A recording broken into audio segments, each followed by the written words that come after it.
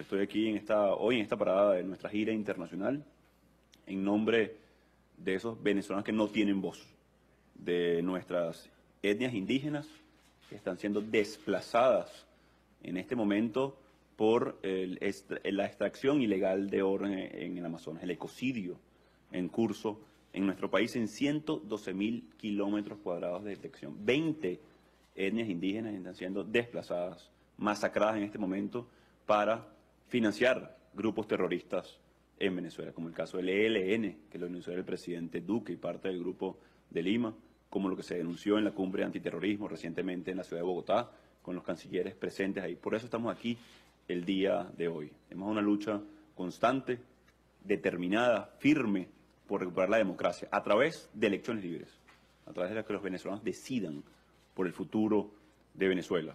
Pero cuando se enfrentan a este tipo de grupos, es donde requerimos la ayuda de los países hermanos para salvar la Amazonía, el Amazonas venezolano, y también para poner fin a la violación de derechos humanos en Venezuela. 15.045 personas detenidas en 5 años.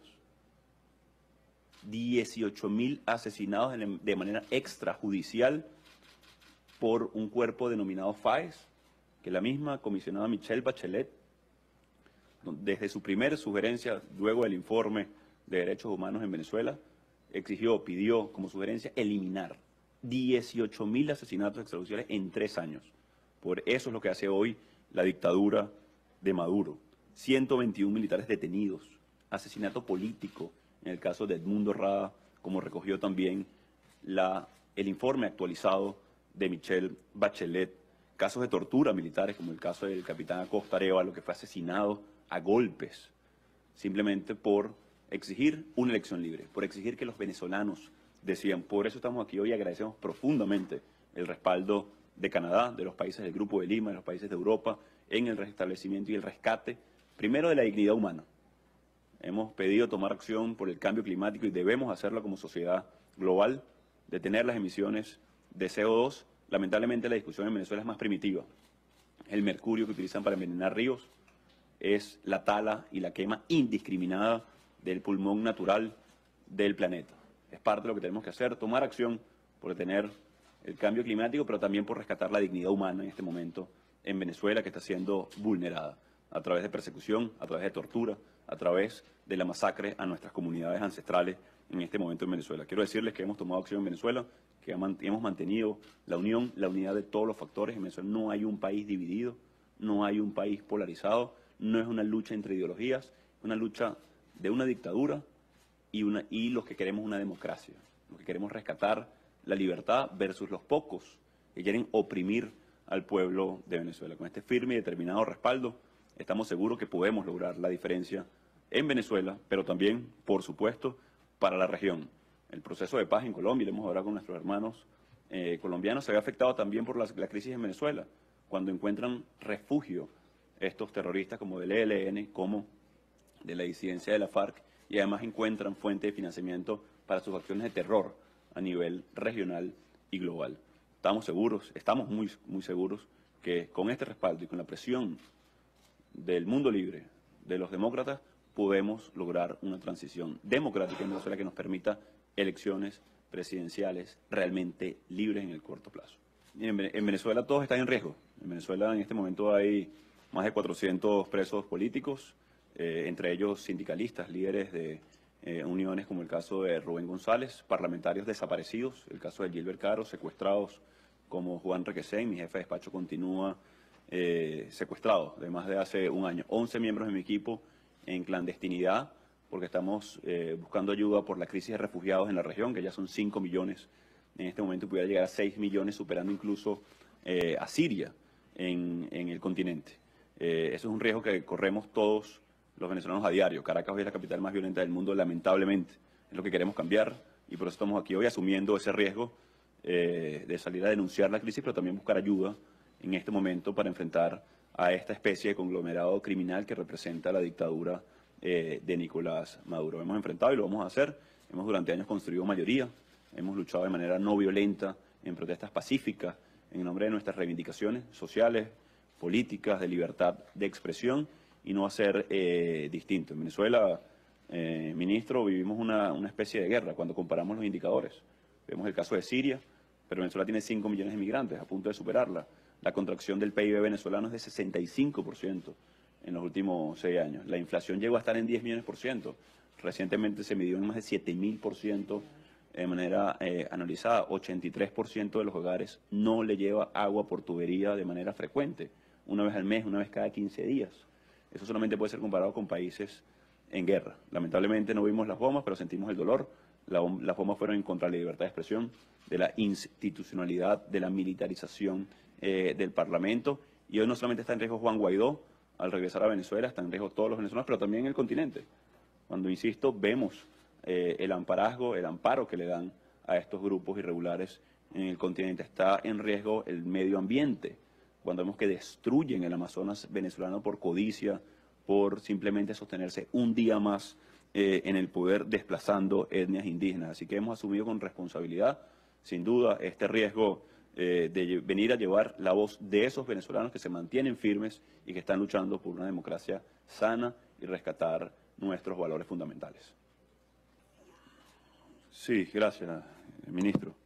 Hemos tenido una gira muy intensa por América. Empezó en la cumbre antiterrorismo junto al presidente Duque, el secretario Pompeo, 21 cancilleres de la región, donde tuvimos excelentes reuniones bilaterales, de nuevo, denunciando la emergencia humanitaria, buscando respaldo a la crisis de refugiados en la región, que se empiezan a ver las tensiones sociales en los países que han adoptado a estos más de 5 millones de migrantes venezolanos, y ya estamos preparando el regreso, digamos, a casa.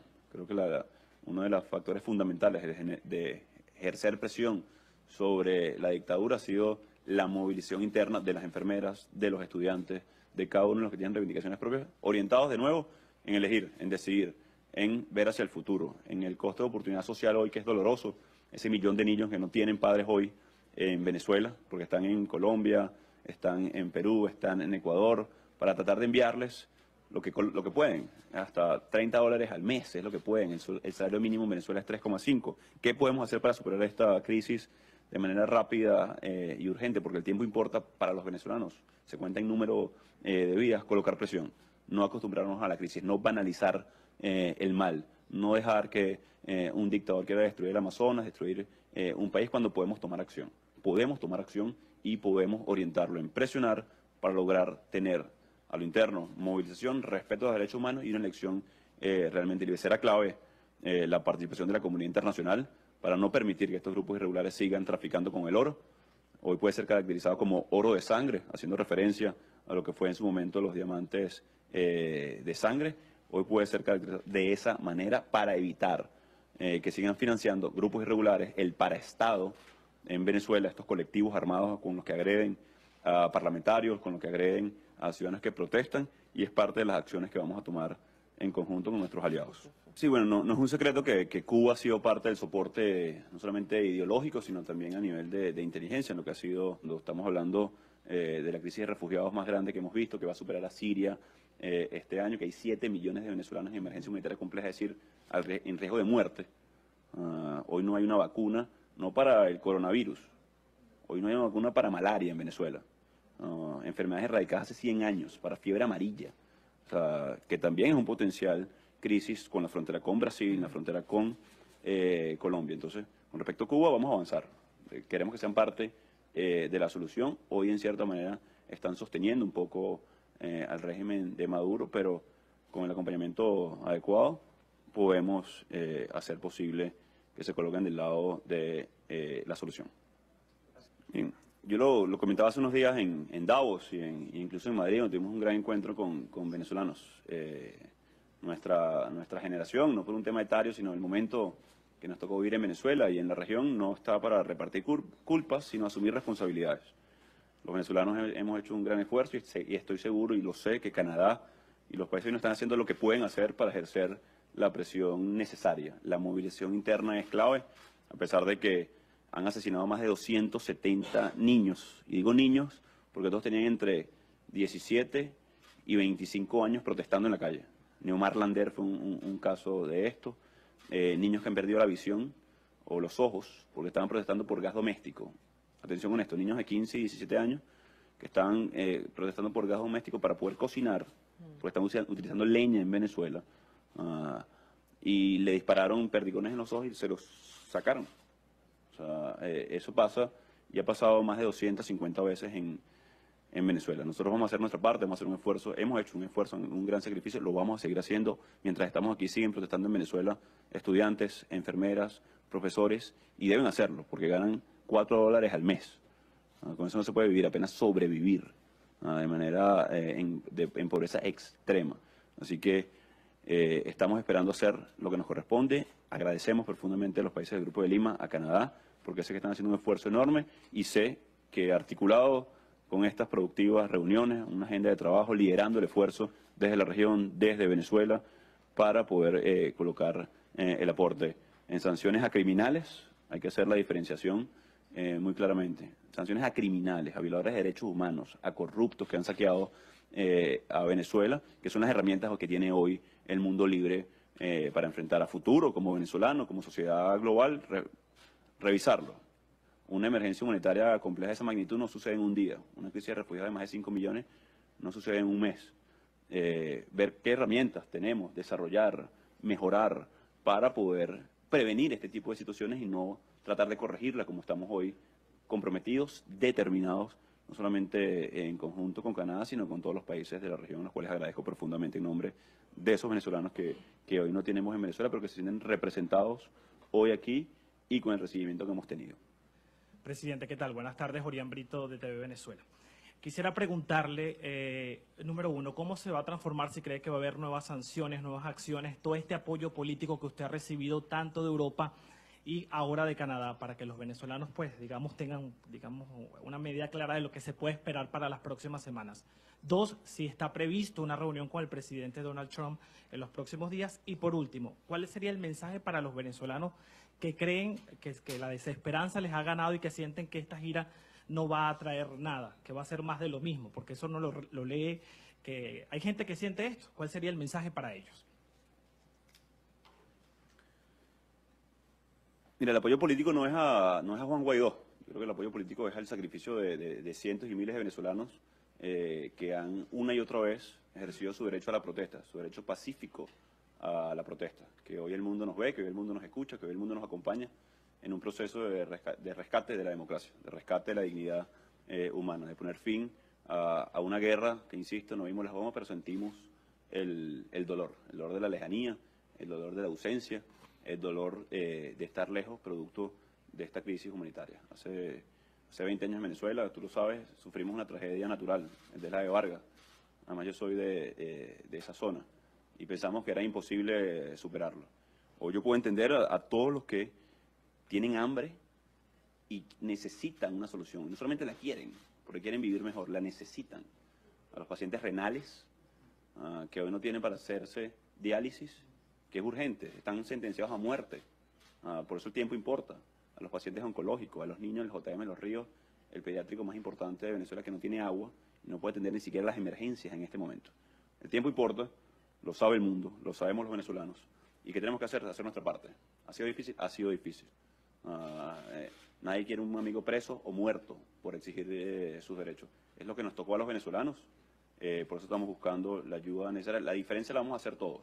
También sabemos que no hay fórmulas mágicas para lograr una transición, que no es un artículo, invocar un artículo de la Constitución en un país que secuestraron el Estado de Derecho, un país que asesinaron para mantenerse un día más en el poder. La movilización interna va a ser clave para los venezolanos, el respaldo internacional va a ser fundamental para los venezolanos para poder contener a todos estos grupos irregulares.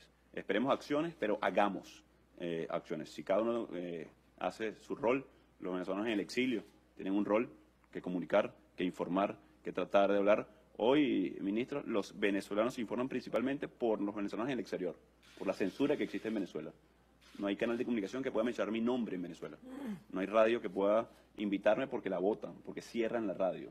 Hemos estado enfrentando incluso a esto durante 1 año y medio. Así que todos tenemos un rol cuando enfrentamos a una dictadura. No es una lucha de un hombre, es una causa de millones, que hoy no solamente es venezolana, sino nos acompaña claramente la región. Y las próximas reuniones han visto cómo hemos ido develando, digamos, la agenda, precisamente porque enfrentamos a una dictadura y hay cosas que quisiéramos decir a su mente, cuál va a ser las próximas reuniones Lo que sí les puedo decir también a los venezolanos, aprovechando esto, que nos vemos pronto en casa, que nos vamos a movilizar, que vamos a exigir, que tenemos el respaldo, que vamos a lograr la transición. El tiempo que queremos que sea ya va a depender de cuán direccionado y orientada esté la presión en una dirección. Utilizando lo que hicimos el 7 de enero, empujando las puertas del Parlamento para entrar, debemos todos empujar en una sola dirección.